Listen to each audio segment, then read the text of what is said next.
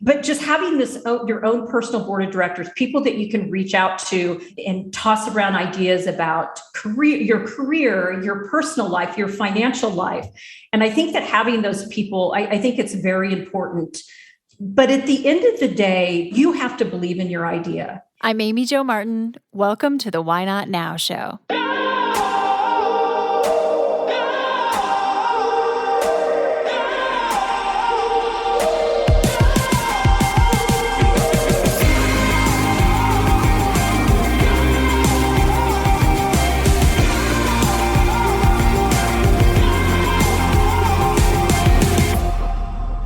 You know that thing you've been thinking about doing? Yeah, that one. Why not now? Have you ever actually taken the time to ask yourself, what's stopping me? Let's talk it through. This is your chance to give that idea the attention it deserves and take action. Each episode, I have a chat with a fascinating person, from entrepreneurs to athletes, celebrities, my parents, rocket scientists, and all walks of life. We talk through a critical time when they've asked themselves, why not now? We dissect that day or even that moment, step by step.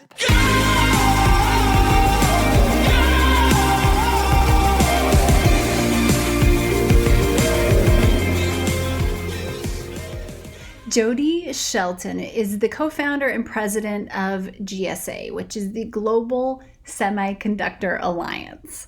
She is a pioneer within the technology space, and she was instrumental in creating an alliance of these global, huge companies to get together and address on a continuous basis some of the global issues and to be the voice of these members.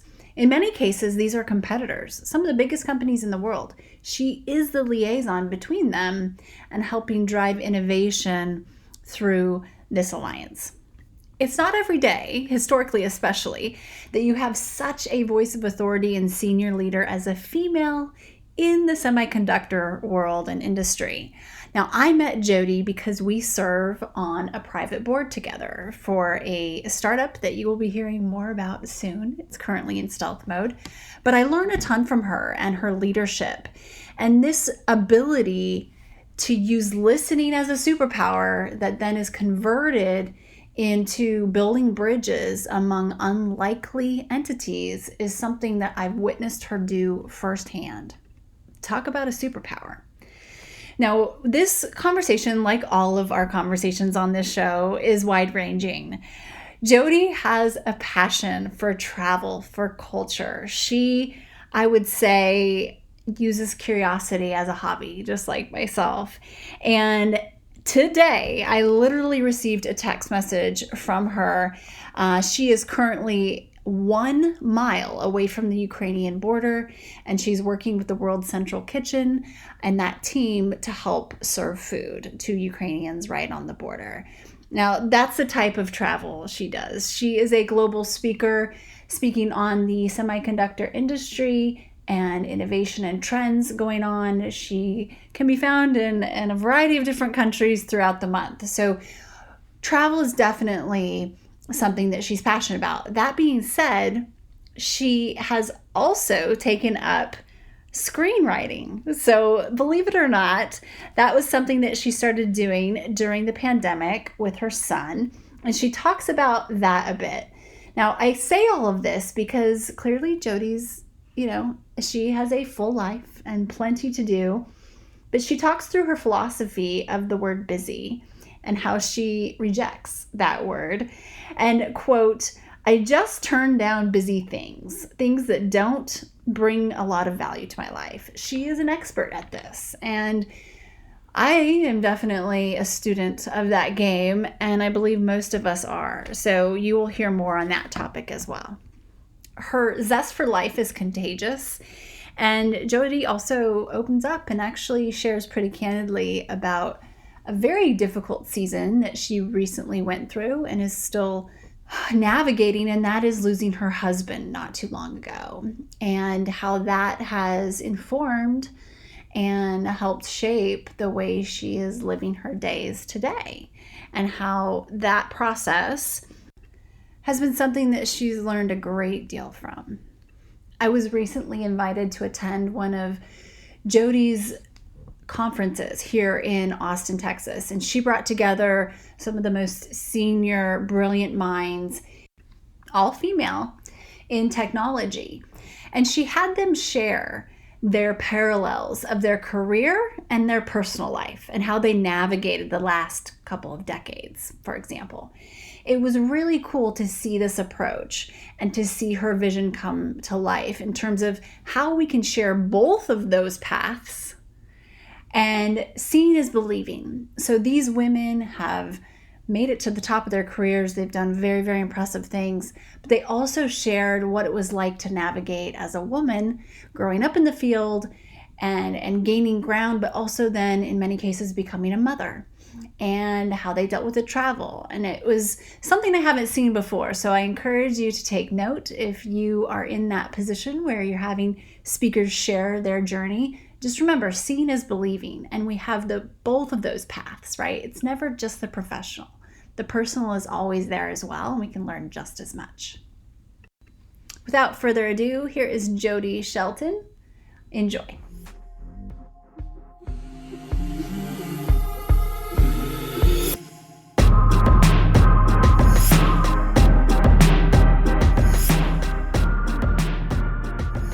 As many of you know, I'm a huge advocate for Dell Technologies, for the brand, for what they stand for how they operate, and their impact in the world. I'm fortunate, along with the rest of the Renegade team, to have an inside look at their culture, to work with them pretty intimately. And I can tell you this company and their leaders walk the talk. You can learn more about Dell Small Business by following @DellSmallBiz on Instagram and Twitter. And specifically for female founders and entrepreneurs, the Dell Women's Entrepreneur Network, or DWEN as we call it, is running their Dream Tech contest, where your entrepreneurial story could win up to $40,000 in Dell Tech. Applications are open now. You can head to dwen.com/Amy Jo. That's DWEN.com/Amy Jo. And you can learn about everything and apply.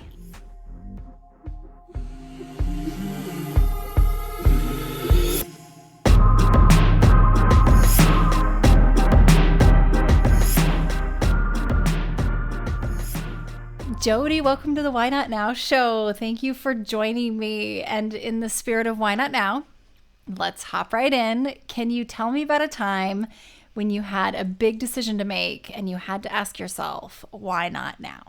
So I have a few of those moments, to be honest, but I think that each of them probably illuminates something that would be important for your listeners. So I'll go through a few of them. I think that my most important why not now moment was when I started my own company.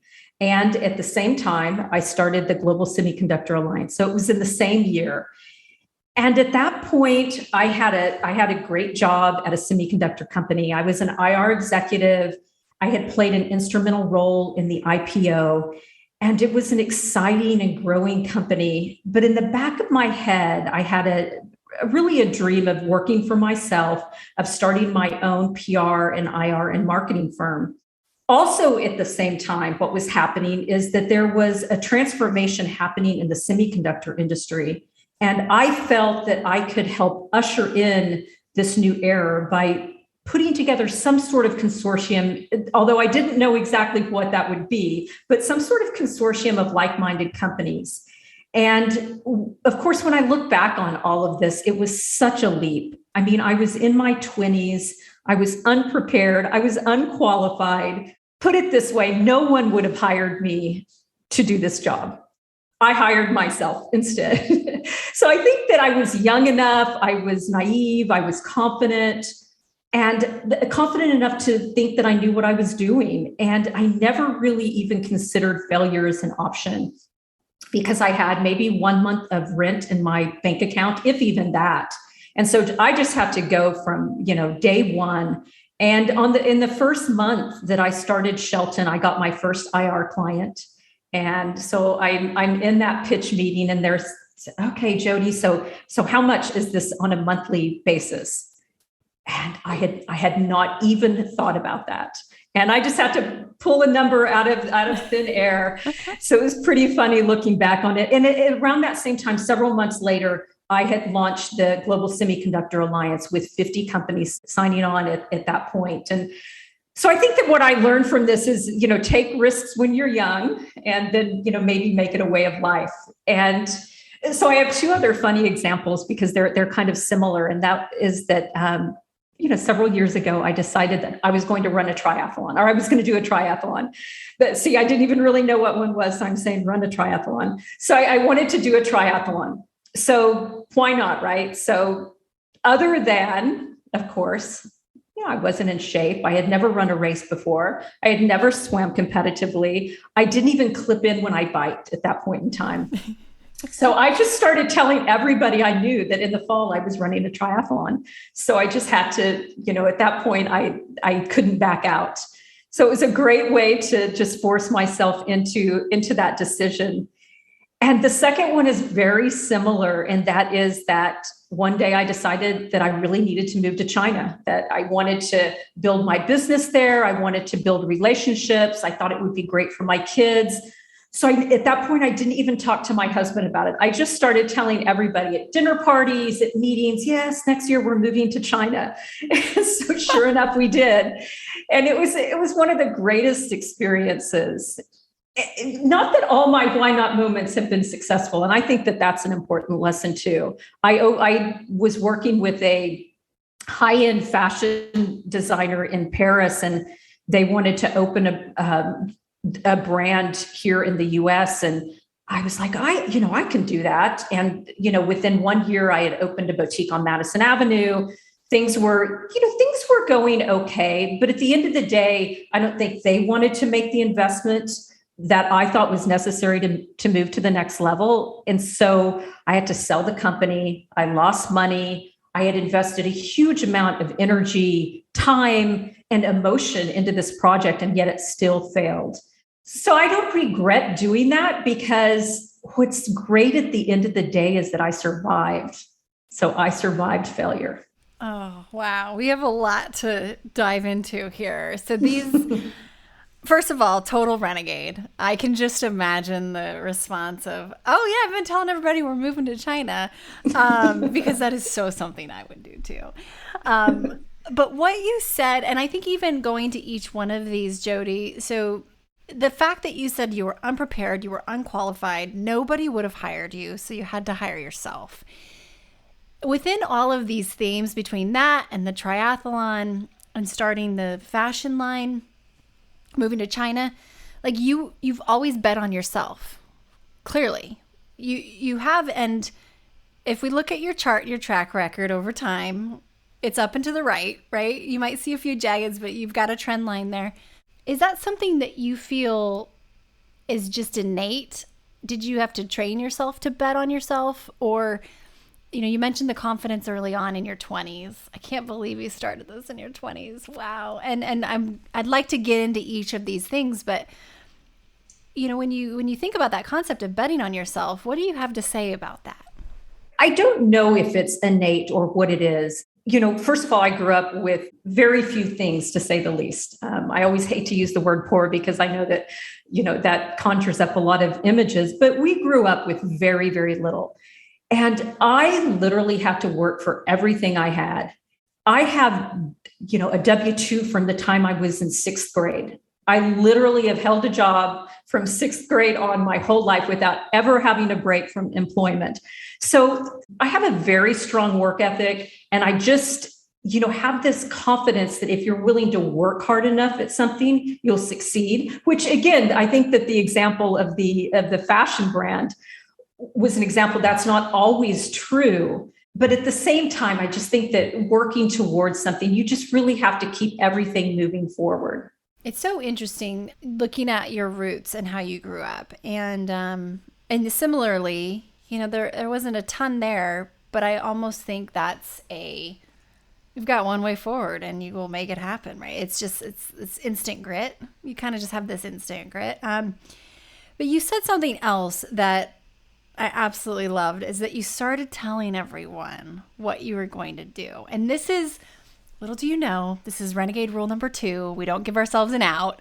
But this is like putting a mechanism in place that holds us accountable. And it's like the only way forward is across that starting line and almost tricking ourselves, right? And reverse trapping. So I love this because I think that this is the quickest way to get started for people, right? If you just start saying you're going to do something, usually there will be some steps to green light that, right? And because we don't want to be embarrassed. It's like one of the biggest fears for humans is to be embarrassed.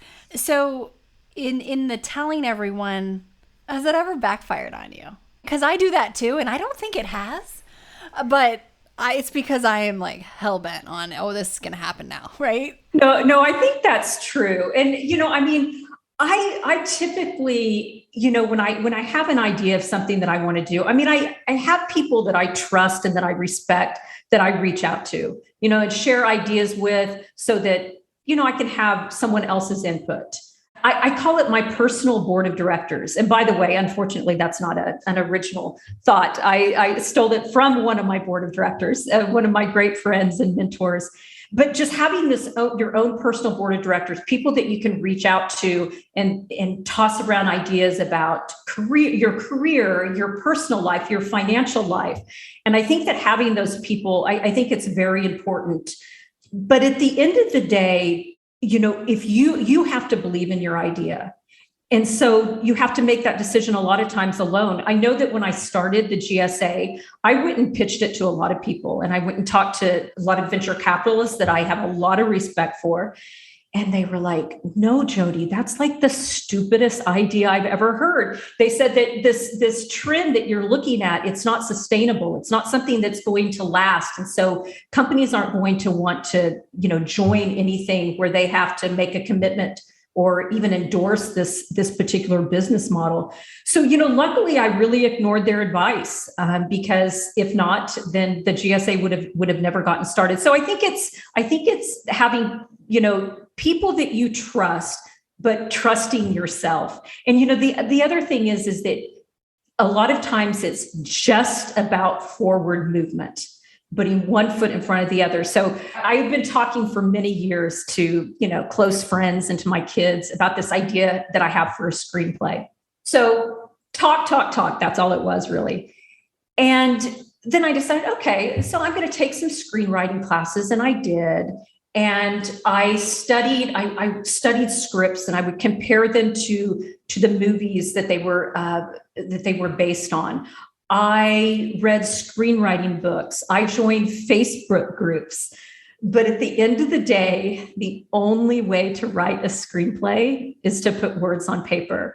So during COVID, we obviously had a little extra time on our hands, and I had my children here. And so my son, who eventually became my co-writer on my screenplay, said, Mom, today's the day. And we got out a whiteboard and just started. And so fast forward 2 years, and the pilot that we wrote has won something like 35 awards. And no one's purchased it. And it's, I can't say coming soon to a theater near you. But the fact is that one foot in front of the other is the only way to move forward. Wow, that's so cool. And I remember you telling me that. I'm so glad you shared that. And are you allowed to say the name or share the title? Well, the title, it's called Non-Official Cover. So it's about a female CIA agent starting in the 1980s and time that she spent all over the world. So it's a pretty cool story. I'm the voice of the audience, and I know if I'm wondering, they're wondering too. So good. So thank you for sharing. Okay, so this is something that I've noticed about you. And Jodi and I sit on a board together, and we've become each other's, I'd say, even sounding boards to a certain extent as a result of us both being on this and haven't known each other too long, but it has become extremely apparent that yes, albeit you've reached huge, crazy successes in your life, what I think is really, really unique, and I want to dive into this, is that you live and have this zest for life that is like this mosaic. It's almost like an art piece. Like one day you'll be in India giving a talk on global semiconductor alliance supply chain, whatever. And then the next day I'm learning, wait, you started a fashion company and you were on Madison Ave, and then your screenplay and like all these different facets of you is you live life playing full out. It is so clear, right? And you just go for it. Can we dive into that a little bit more? Has that always been the case, A? For someone who's feeling like a little dull, what would you say to them? B, like I've got 97 questions, but where do you want to take this? Because this is not everybody. This is not everybody. Well, I'm an extremely curious person, and I like to be learning all the time. The background on the screenplay is that I'm a big history buff, and I've studied a lot about modern history, about terrorism, and about different countries and people and religion. And I used to read these books, and I would make all these copious notes. And someone said to me one time, is this like your hobby?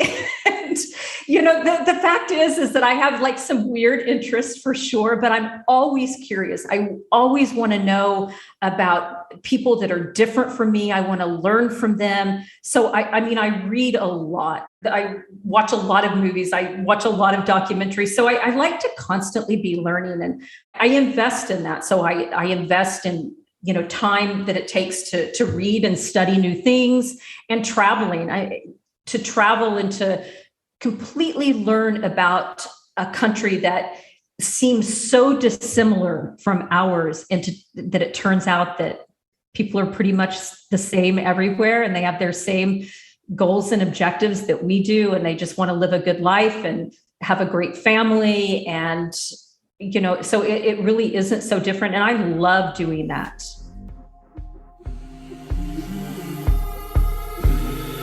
We're going to take a quick break and we'll be right back.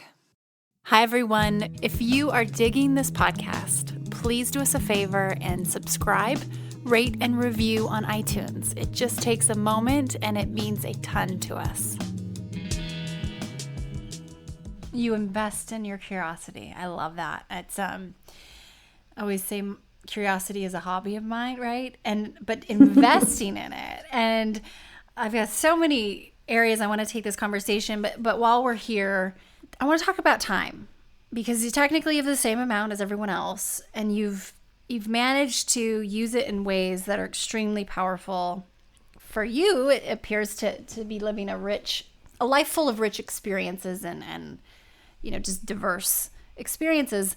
I have a concept where I really kind of delineate between capacity and bandwidth. Bandwidth being finite, We've got our 24 hours, we've got our energy. But capacity meaning we can always be flying higher. Our potential is limitless, it's infinite. What can you tell me about your relationship with time and maybe how it's evolved over time? Because you're leading GSA, the Global Semiconductor Alliance. You've got your own firm. You do a lot of different things, like on different boards. But then you have these curiosity hobbies, screenplays, and all the other things. What is it about your time and how you treat it that allows for this? I think that there's two different ways for me to answer that. And one is that I'm a very self-aware person. So this means that I really know what I like and what I don't like. And I know what triggers me. I know what stresses me out. I know what makes me happy. And so I really try to make time decisions, and really all my decisions based upon this self-awareness. So is doing something going to make my life sweeter or richer or deeper or more meaningful? And so what that ends up meaning is that I'm pretty greedy with my time, and I set priorities, and I'm very disciplined when it comes to scheduling downtime, time to read, time to exercise, sleep, think, sit in the sun, write. There's nothing more exciting for me to have nothing on my calendar and sit down with a piece of blank paper and write a stream of consciousness. That's usually how some of my best ideas happen is through doing that. So that means that I have to schedule that time. And again, I'm pretty disciplined about it. And I think also that I try to be around people who energize me and lift me up. I still have friends from grade school. Okay. So, I mean, people that, I feel really comfortable with, and that I know that I'm going to, just have a great time with, and get away from the stressful things, and into things that I really enjoy. And as you know, Amy Jo, I lost my husband not all that long ago. And for about 3 months after he died, I had a hard and fast rule that I was not going to make over 3 decisions a day. And as you know, when you go through something like this, there are like hundreds and hundreds of decisions. And so people would come to me and I'd be like, sorry, I'm going to have to talk to you tomorrow. I really can't make another decision for the day. I'm at my limit. So I'm very adamant about protecting my own sanity. Wow. Wow. I really appreciate that you're aware of your self-awareness, right? And so then you can manage it so much better, I imagine. So, and having been through what you've been through, the last couple of years, and knowing you now, and have been relatively new friends, and I think it's fascinating how you have spent time on yourself that has then paid dividends in every single area, every other area, it seems, right? So when you say you've become very disciplined about, your schedule, and even like the 3 decisions a day, as you were processing probably the most intense portion of grief, is saying no and passing on an opportunity even difficult at all for you? Not really. I need not to say that I pass up. I mean, I've taken a lot of opportunities. I see opportunities, almost everywhere I look. But I know myself enough to know if it excites me. So as you know, that as you talked about earlier, that we're on a board together. And I have to say that the first time that this company reached out to me, they spent sort of 6 months trying to just get a meeting with me. And it was because I knew that I really wasn't in a position to take on anything new. But when I was ready, and of course, very, very worth it. And it's been very, very rewarding. And I think that it's a great opportunity for all of us. And so, I don't want to set it up as that I turn a lot of things down, but I just turn down busy things. Maybe the truth is I'm just lazy, but so I really don't like doing the busy stuff. I like doing the creative stuff. I like things that bring something of value to my life. And I know all those things, they have to be done, right? But what's a busy, I want an example. What's a busy thing? Because we want to start turning them down too. A busy thing is, I don't know, it's errands, and it's cooking, and it's cleaning up, and it's thinking that if I don't have the house perfect when someone comes over, or if I don't do this perfect, that's busy. And I'm at the point of my life that fine, I don't care. It's just it doesn't bring a lot of value to life. I know that when my kids were young, I used to, I was very, very adamant about the fact that when I was with them, that I was going to have fun. And that, I didn't want to be the person that was, oh my God, you're wrinkled. What are you eating? Why don't I have a healthy meal for you? So it's not that I ignored those things completely, but I ignored them a lot. Well, just so the ROI of that, and your joy and zest for life is tangible. I would say that's not a bad thing at all. The proof is there. I love this. I just turned down busy things. This is gold. So would you say, and I don't want to brush over you losing your husband. I feel like, when you even sharing that, thank you for sharing with us. Do you feel like you're in a bit of a redream phase, or that you went through that, or how are you doing? So I'm doing okay. I mean, I for sure don't know what I want, how I want to live the rest of my life, or exactly what I want to do, but I'm okay with that too. And again, I have tried to like fill my time with things that I maybe would not have otherwise been able to do. I've been talking about wanting to visit Pakistan for 10 years. I've been talking about this. So I finally went last year. I went in September, and it was one of the best trips of my life. So I'm doing lots of new and interesting things. Not that I haven't always, but perhaps just doing some of those things that I wouldn't have been able to do before. And, it's not, so I also, both of my kids are in college. So I have, I do have time. Mm-hmm. I do have time to really investigate those curiosities and to do things that I really want to do. I love that. And you do it with such grace. And while you have this time, you're also, leading these organizations and serving and representing. You clearly strong leader. Just to be able to get rid of the busy things, like you've got to be able to delegate and organize around execution, right? But when I think about your leadership, I think about a story you told me, Jodi, when you've been in this, we all say male-dominated industry, which I kind of roll my eyes a little bit because aren't most of them, but yours really, really is, right? So Right.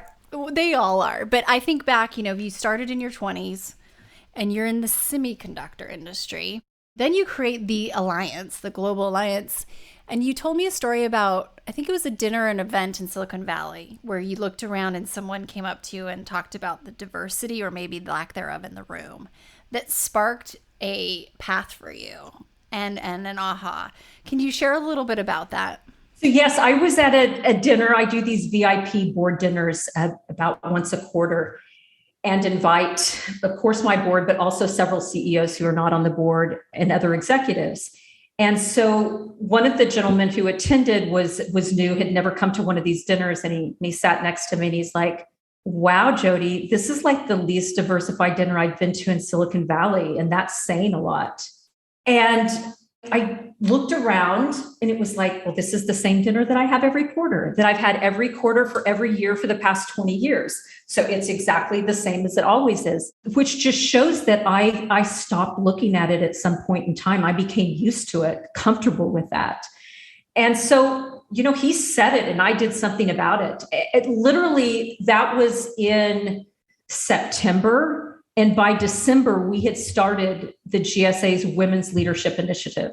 So as I said earlier, that I reach out to a lot of people and run ideas past them. And I had a couple of women that I called probably the next day, or at least within that same week, and said, I've got an idea about how we can start this. Let's get going. And we did. And by December, we gave our first award to the Rising Women of Influence. And so this is recognizing a woman that is on her way up in the organization, and that everybody feels that she will be in the C-suite within some period of time. And so that was the launch of it. And we did it at our annual awards dinner. And that year also, Dr. Lisa Su was awarded with the Morris Chang Exemplary Leadership Award. So the first two awards of the evening were to women.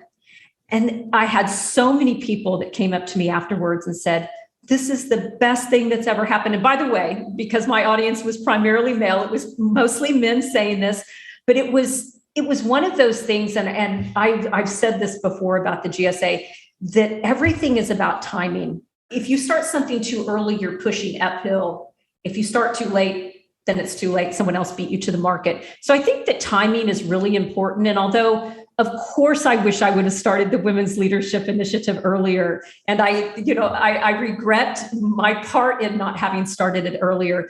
But the truth is, the timing was perfect, because that year really everything pivoted, and I didn't have to convince anyone that it was the right thing to do. I didn't have to beg for money. I didn't have to beg CEOs to sign a commitment letter. People were ready to do it. They wanted it to be done. And so again, I think that timing proved to be perfect.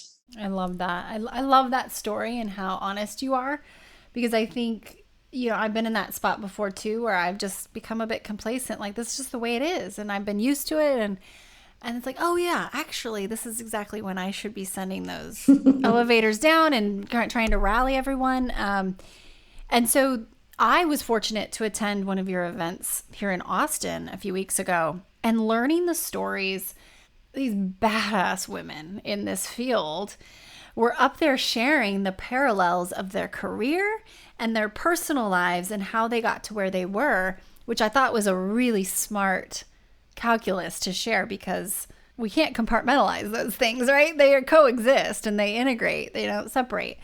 Would you mind sharing a little bit of early days for you as you're starting? I recall you talking about traveling internationally with your kids, and as someone who can take all the advice she can get at the moment, and is trying to navigate having a toddler at home and the mom guilt versus mom pride, talk a little bit about your story and how you approached it in a pure renegade fashion.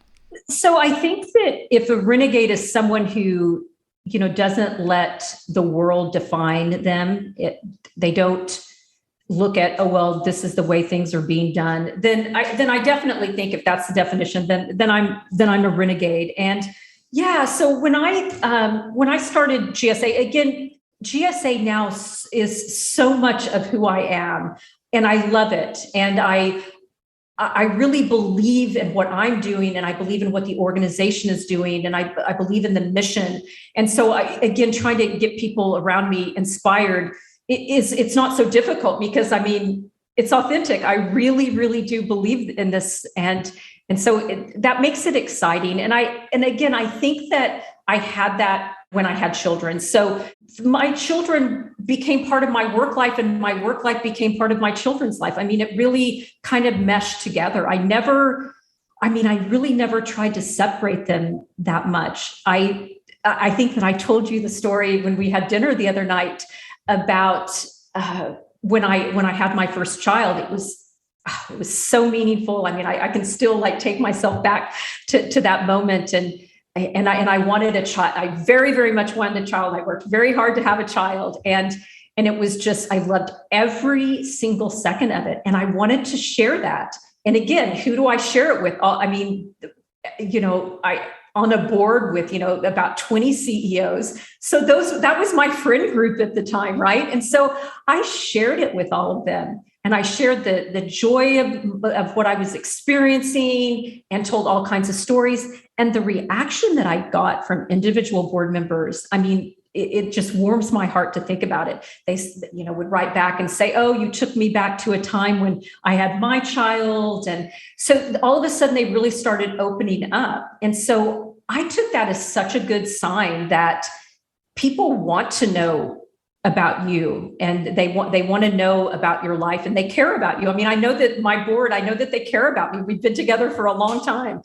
And the other thing is that for as long as I could, I took my kids everywhere. So I actually probably lost money the first 5 or 6 years when I had kids, because I had to, pay for their travel everywhere. But my first son, Elijah, his first trip was at 3 months old, and we went to Taiwan to see Dr. Morris Chang.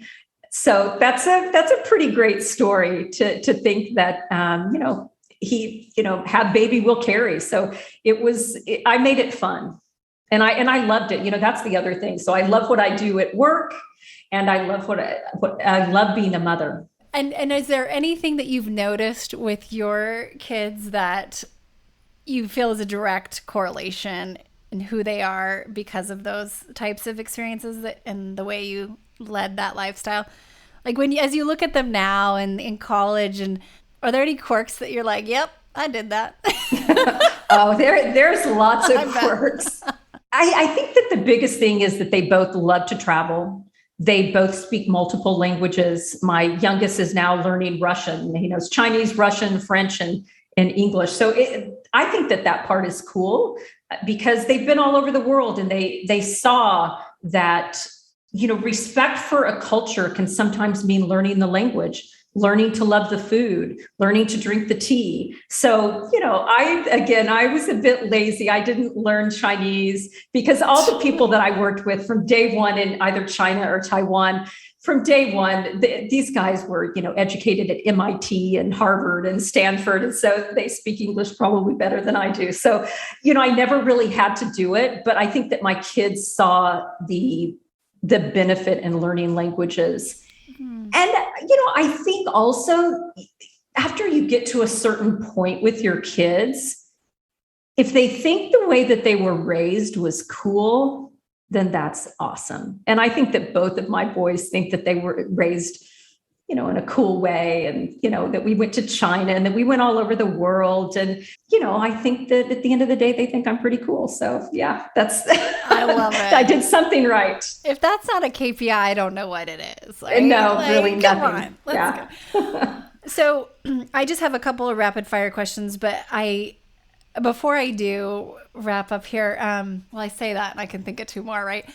I recently was, last week I was up in Montreal, and I was fortunate to give a talk, and one of my fellow speakers who also keynoted was Marcus Buckingham, and he talked about love and its role in life, not just romantic love, but how love fuels learning. Love messes with time and just how powerful it is. And I just have to say, I've been thinking about this a lot over the weekend since listening to him. And I just have to say, it appears you bring love to everything you're doing, right? And you just genuinely are equally curious and love, that learning. And so it's just this takeaway, and I felt an intuitive hit to just call that out, because you can't fake that, right? You can't manufacture that. And so I love that you shared, you've learned what makes you happy and what you like, and you do those things, right? Yeah, no, I appreciate that. I mean, anytime that, love can be part of the equation or part of the description when describing me, I think it's great. It's a great compliment. Oh, well, I genuinely mean it. And it's interesting because, of course, here he is speaking to the Women's President's Organization, and we're all there for business, but he brings love into business, and it was really powerful. So a couple of rapid fire questions. What keeps you up at night? What keeps me up at night is thinking, what is my why not now moment? What's my next one? So I think that trying to evaluate what I'm going to do next is definitely, is on my mind right now. Amazing. Amazing. Is there anything you read recently that you just made note of? It could have been an article, it could have been a quote, it could be a book, or maybe you watched something that you're just like, wow, this opened up so many pathways in my mind. I don't know about necessarily opening up pathways, but I mean, I have, I'm a big reader, and it's very hard for me to, say which book's my favorite, but let's see, I read Mohammed Chakra, who's a new author that I was introduced to. His book, For Bread Alone, was one of my favorites that I've read recently that I loved. And again, it's just, presenting a very, very different life, and how this young kid dealt with that. Interesting.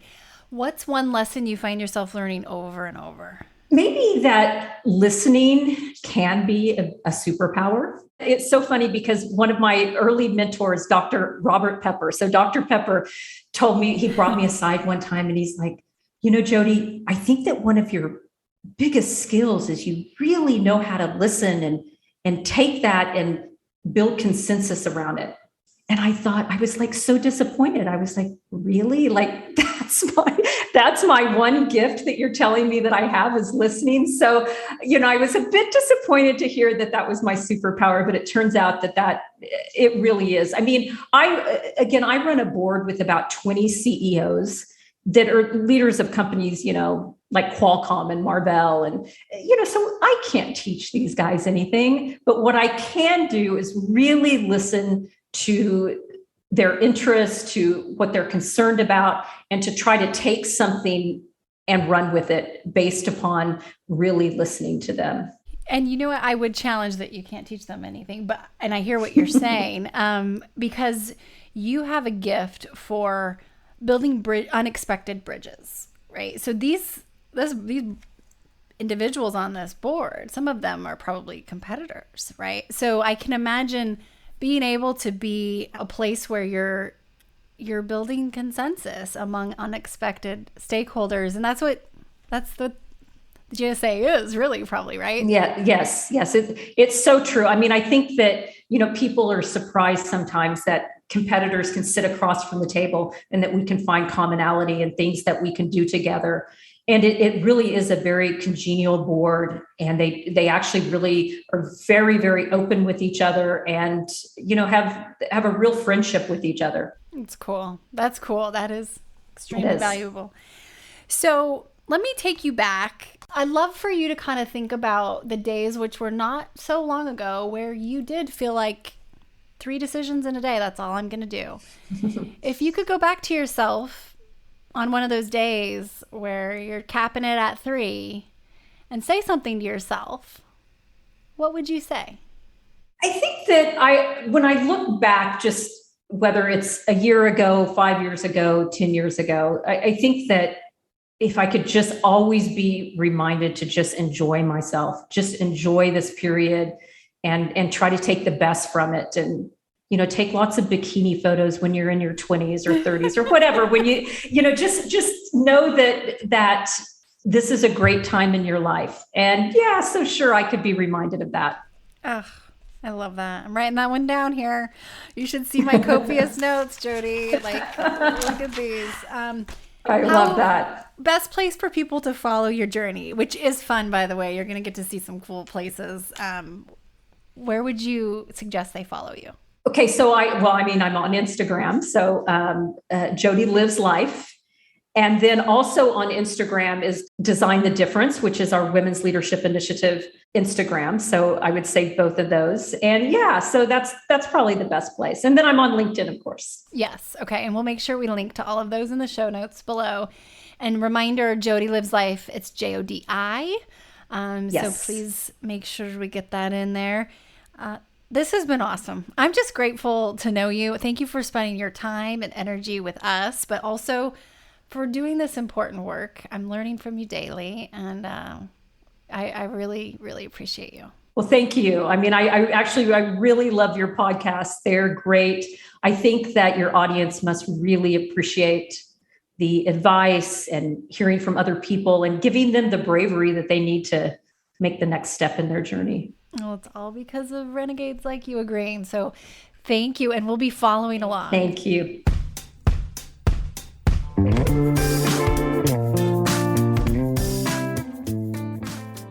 Hey everyone, thanks for listening to the show.